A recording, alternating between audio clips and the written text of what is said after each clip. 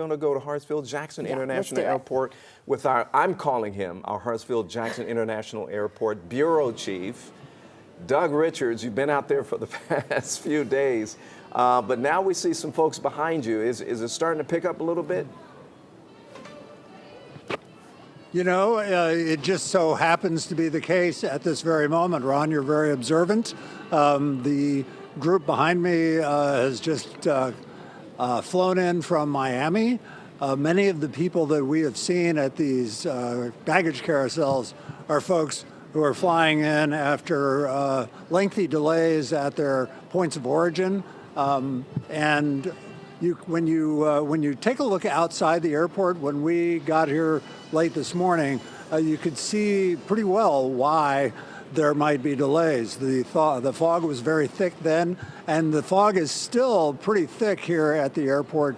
And as a result, we can see on the boards a majority of the flights are still canceled departing Atlanta Airport for destinations in the U.S.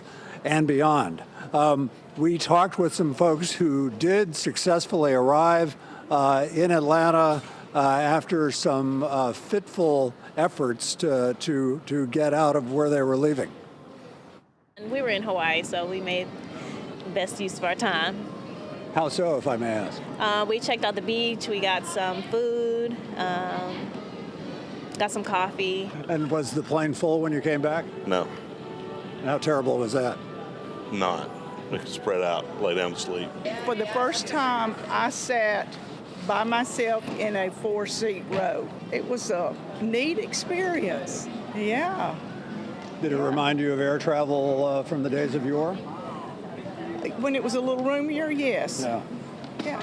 It was. I felt honored to be able to have that much room, although I didn't use it all. So it may be worth noting when referencing air travel from the days of yore that the first time I ever got on an airplane, it was filled with cigarette smoke. So a lot of things have changed since then, many of them for the good, but the crowding of the airplanes perhaps is not one of them. A little editorial commentary here from Hartsfield-Jackson Airport.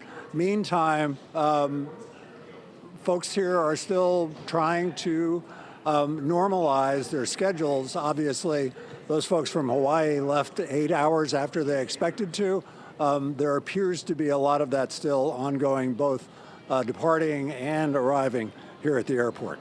We're live at the airport tonight. Doug Richards, 11 Alive News. I'll tell you, if you got to have a delay, Yeah. Hawaii is not a bad place. And having the plane to yourself, I know. is not bad either. The whole row.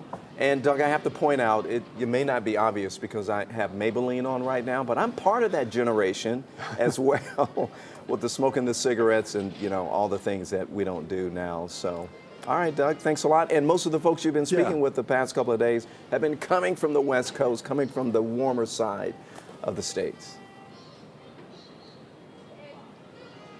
Oh, that's true. Yes, but I mean, really, they've been coming sort of from a lot of people coming from South Florida, but yes, from Hawaii and from we've talked to people flying from the Pacific Northwest and the Southwest, and when they get here, they're a little troubled by what they see weather-wise as they.